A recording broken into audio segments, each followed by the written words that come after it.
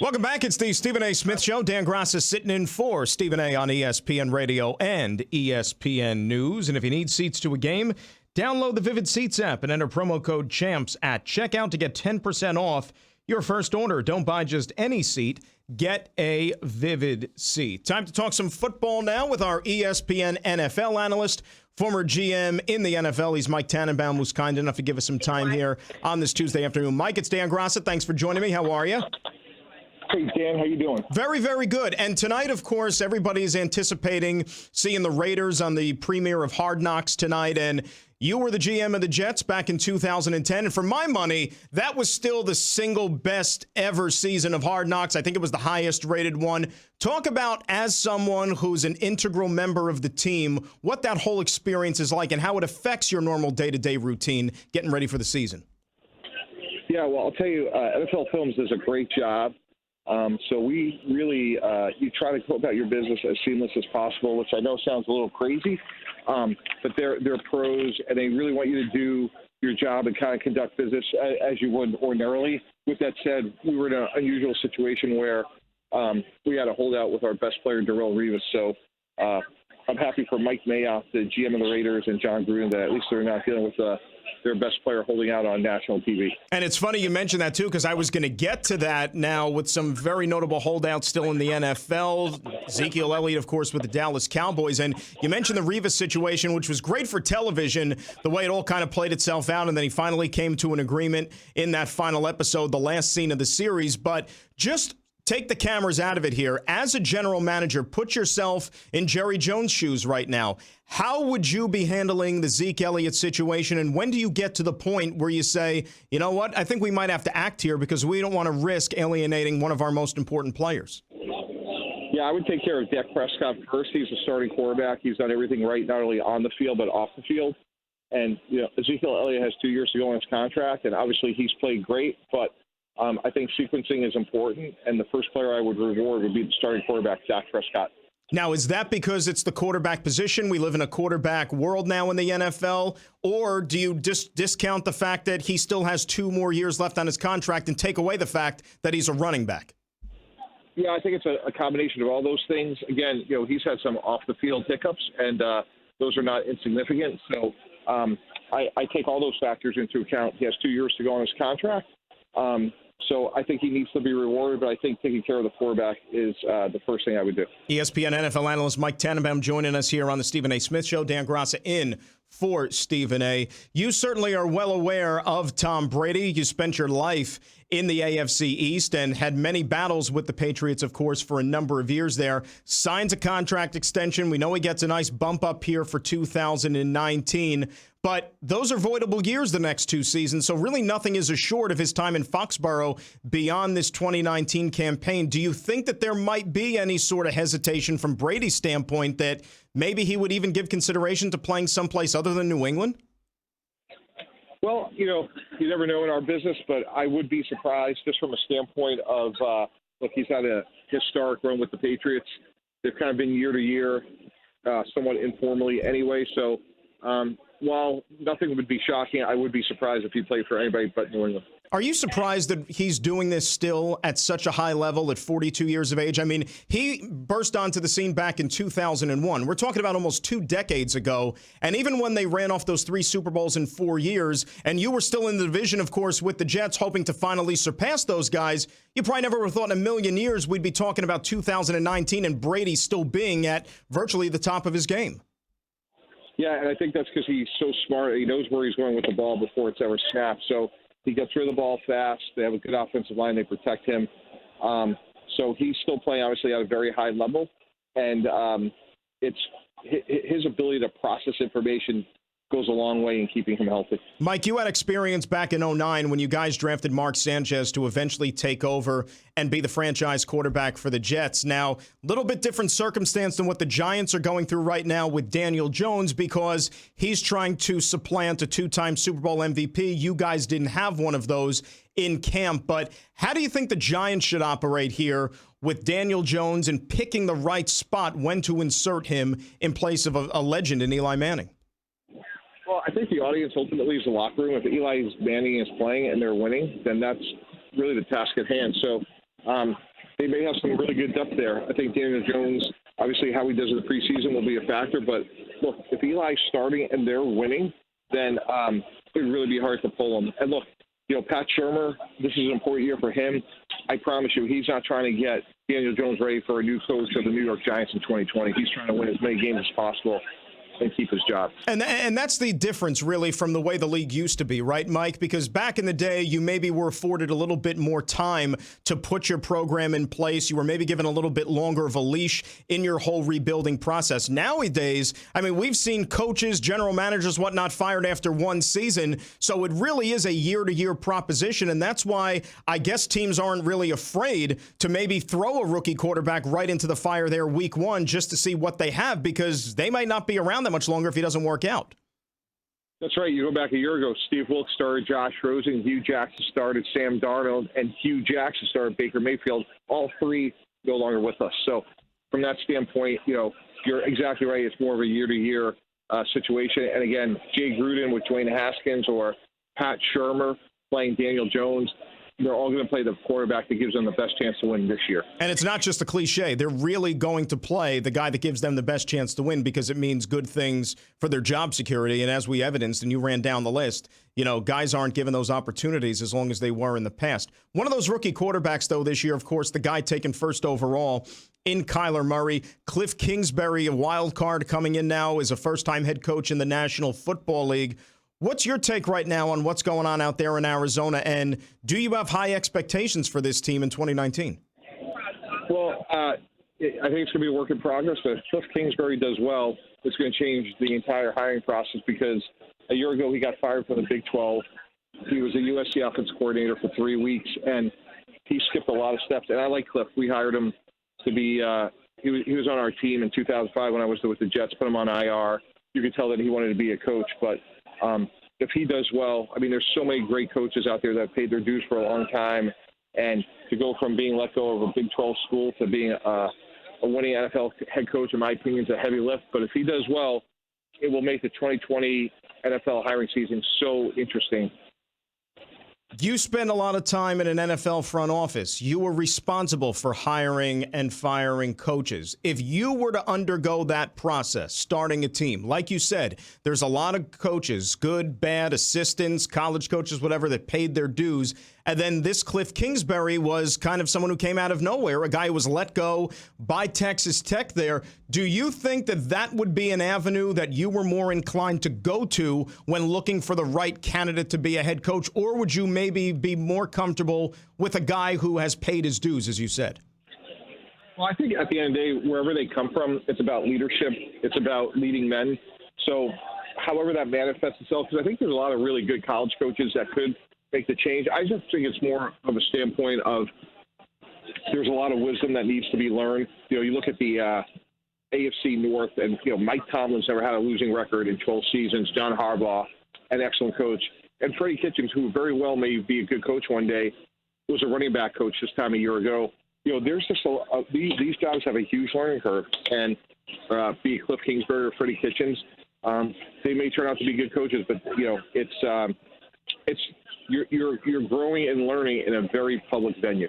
ESPN NFL analyst Mike Tannenbaum joining us here on the Stephen A. Smith Show. Dan Grassa in for Stephen A. on ESPN Radio and ESPN News. You mentioned the AFC North, so let's head there. And Freddie Kitchens, this is quite an undertaking for a first-time head coach here. Not to say that he doesn't have a lot of talent in that room. He has plenty. The team went out there and made some bold moves. But do you think with all those personalities in that locker room, that might be just a little much for a first-time head coach to really undertake? That's a really fair point, and I'm more interested in seeing how they deal with a win when they win 10-6 than a loss when they're in the 40s, because they're going to score points, and there's a lot of high-octane personalities. So if they lose and it's a high-scoring game, I don't think they'll be hard to manage. But when they win 6-3 and Baker's 10 of 18 with 2 picks, I think that may be more of a challenge. You know, it's funny, Mike, the Pittsburgh Steelers, who for so long have been one of the franchises, the true flag bearer franchises of the National Football League. You mentioned Mike Tomlin, never had a losing season. Now you subtract Le'Veon Bell, who wasn't playing last year, but he was still part of the franchise. Antonio Brown has now moved on to the Oakland Raiders. Ben Roethlisberger gets a new contract extension. Are people maybe writing the Steelers off foolishly just because you lose a couple of key players? Because the way I look at it is you got a head coach who doesn't know losing. You have a quarterback who's done winning pretty much throughout his career, a darn good offensive line. Should we maybe be giving the Steelers more credit here going into the season?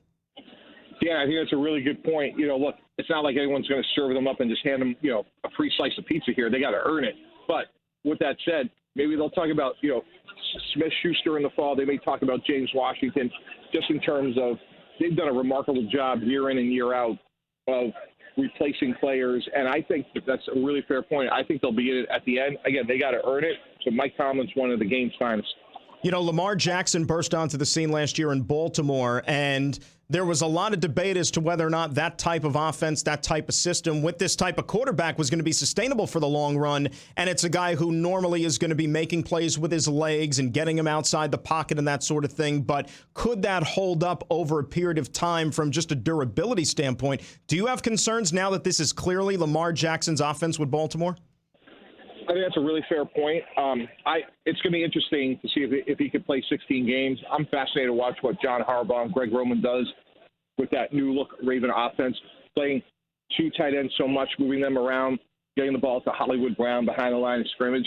My concern would be kind of what you talked about. Can Lamar Jackson sustain that for 16 games and deal with, getting hit as much as presumably he will, because he'll be, the ball will be in his hand so much. And the reason I bring that up, because it leads me to Cam Newton, who had another shoulder procedure during the offseason. They're bringing him along real slowly. He's got a new throwing motion. But as you know, Cam Newton has sustained a lot of hits over the years, but Cam Newton is built like a linebacker. Lamar Jackson isn't. And ultimately, Cam Newton succumbed to some of these bumps and bruises from over the years. So that's my concern with Lamar Jackson. Not as big a guy as Cam Newton, but as far as Cam is concerned, do you think that maybe we see a little bit different way that he goes about playing the position now that he's had to gone under the knife again?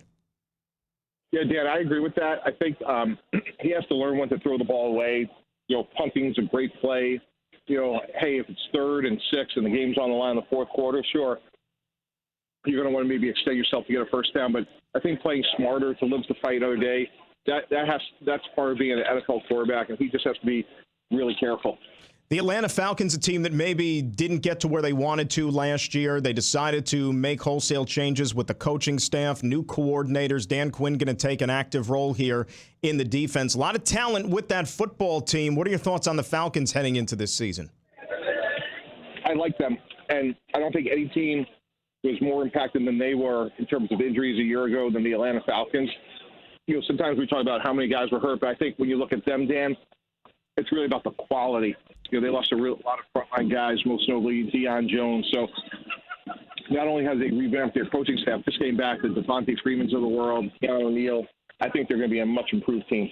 It's hard to find a team, Mike, and going back in my time just as a fan of the NFL, covering the NFL, that suffered consecutive gut-punching losses to end their season that the New Orleans Saints have had to experience the last 2 years. The Minnesota Miracle a couple of years ago. Last year, that championship game with the phantom no-pass interference call. Still doesn't discount the fact, though, that this year, you look at them on paper, that's as good a team as we have, certainly in the NFC, and maybe they get back to that Super Bowl with Drew Brees still playing at a high level. I agree. They're one of the teams to beat. They're going to be a really hard team to beat at home. So I agree that they're loaded on both sides of the ball, high-octane offense, pressure players on defense. I think they're a really good team. Are you concerned at all about the L.A. Rams for the way the season ended for them, the disappearing act the offense showed in the Super Bowl, the uncertainty still maybe with Todd Gurley and his knee and how that's going to hold up, and maybe the Patriots put a blueprint on tape as to how you slow that offense down? Are you going to be keeping an extra eye on this Rams team this season? I think they're going to be more balanced. I think, they're going to run the ball. They drafted Darrell Henderson out of Memphis. I think they're going to still be really good because they're so talented on offense. Losing the Super Bowl historically is not a good recipe for your subsequent season, but they're still a very talented team, in my opinion, Dan.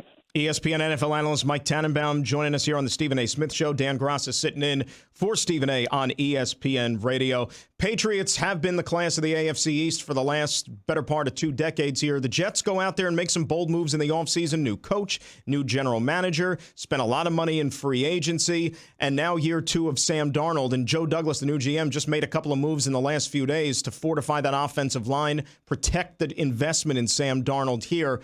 Are the Jets ready to maybe knock on the door to challenge maybe for a wild card spot, you think, this season? I think, they will be better in terms of challenging for a playoff spot. That's still, too soon to tell. The Melvin Gordon holdout with the Chargers. We know that almost like Ezekiel Elliott with the Cowboys, Melvin Gordon plays a big role in that offense. And top to bottom, the Chargers are another one of these teams, Mike, that, have enough talent to end up in a Super Bowl here. The hardline stance they're taking with Gordon, do you agree with that? I do. He's under contract. Anthony Lynn's a really good coach. He's tough. He's a former running back. And I don't think you reward the behavior of having one sit out of camp, because then all you're going to do is invite subsequent holdouts. So he's a good player. He's replaceable. And I'm not surprised that the Chargers are taking the position that they are, Dan. The Green Bay Packers, it's funny. You look at them going into 2019, and certainly since Aaron Rodgers took over as the starting quarterback, I can't remember a year, Mike, where maybe the expectations on the outside were as low for this Packers team than they are going into this season. Rookie head coach in Matt LaFleur. We know that it was a nasty fallout between Aaron Rodgers and Mike McCarthy. How do you handicap the Packers here for this season? I think they're going to be better. I like Matt LaFleur. I think they're going to be a improved offense. They made a lot of changes on defense. I think Rashawn Gary will be moved all around in Mike Pettine's defense. So I think they'll be in the discussion for the NFC North champion. But if you play devil's advocate with Matt LaFleur, and look, the jury is still out. We don't know how he's going to fare, but you look at his most previous stop with Tennessee last year, and he didn't really do much for Marcus Mariota, and the offense, frankly, got worse. So you say to yourself, well, now he's taking over a Green Bay team with Aaron Rodgers. Are they going to be successful despite the head coach, or is he actually going to be able to have more of an impact moving forward than he did with that Tennessee offense last year? Well, I think you go all the way back to his days in Washington with RJ3, Kyle Shanahan in Houston. Matt LaFleur is a good coach, and I expect that offense will improve during the course of the season. It may not look great from day one, Dan, but I think Matt LaFleur, I believe in him, and again, I think they'll do a good job. It may just not happen overnight. $84 million guaranteed last year the Vikings gave Kirk Cousins. Certainly the season they had last season was not the year that they envisioned, certainly when you invest all that money in the player. And there's a lot of talk as to whether or not Kirk Cousins is truly elite, worth that kind of money. We know that. But the fact they didn't make the playoffs last year was a huge disappointment. Can we expect any better from Kirk Cousins and the Vikings? And how much of a target do you think is on his back, given the paycheck and what the expectations are? Yeah, for me, I think the key there is going to be Kevin Stefanski. I think he's a really talented coach, and he's the new offensive coordinator there. I think he's going to have a big impact on Kirk Cousins, look for them to be more balanced, and I think he'll make that whole offense better. And I think Kirk Cousins is a better quarterback when it's play action and you have an effective running game. Last thing here, and Mike, we appreciate the time, of course. The CBA talks, they've already gotten underway here a little bit. Both sides trying to take a little bit proactive approach, which is good. And it's a good sign that they're talking, at least, still a couple of years away from the expiration of the CBA. The 18-game schedule is something that's been floated about a lot. It goes back several years here. Do you think we are eventually going to see a time in the near future, and maybe even in this new collective bargaining agreement, that an 18-game schedule becomes reality? I think maybe a compromise this year is 17 with an extended round of a playoffs of one game. So you have 7 playoff teams. Do you think that adding a playoff team is good for the league? I mean, being someone who was a general manager, the goal every year was to compete for a championship, get in the playoffs. Do you think adding that one extra team is good, or does it kind of water things down a little bit? I think it's a balanced approach. It certainly helps drive revenue, which is good for everybody, and makes the pot, that pie that much bigger. So I think it may be a compromise. Mike Tannenbaum, ESPN NFL analyst. Thanks for joining me as always, Mike, and have yourself a great rest of the day, my friend. Okay. Thanks, Dan. Appreciate it. All right. Mike Tannenbaum joining us here on the Stephen A. Smith Show on ESPN Radio and ESPN News. The thing about the adding the extra playoff team, I understand that it's going to make things a little bit more exciting. More teams are going to be involved down the stretch, kind of like what the second wild card has done for Major League Baseball. You know, if you're a fan, you might have more of a shot. But making the playoffs in the NFL still, to me, is special. Okay, there's only 6 teams that make it in each of the conferences. So if you are one of the 6, you did something right. You know, in the NBA and the NHL, it seems like half the league gets into the playoffs, but it still kind of is special when you do it in professional football. And that would be the only thing that concerns me about adding an extra team in each league. Now, of course, they want to do it because it means revenue television-wise, because you're going to have to sell that product to some competing network, whoever it might be, one of your partners here with the NFL, and they're going to get richer for it. That's why they want to do it more than anything else. But from a fan standpoint, I could do without having that extra playoff team in each conference. Friends, let's talk about Noah. Last year, he had a fast food delivery job. The hours were garbage. The pay was worse, so he went to My Computer Career. In less than 6 months, Noah started his IT career. Now he's in line for his second promotion. Is your job garbage? Go to mycomputercareer.edu and take the free career evaluation today. You could start your new life as an IT pro in as little as 4 months. Classes meet just twice a week. It's not rocket science. It's mycomputercareer.edu. mycomputercareer.edu. Dan Grassa in for Stephen A. It's the Stephen A. Smith Show on ESPN Radio and ESPN News. This show and all of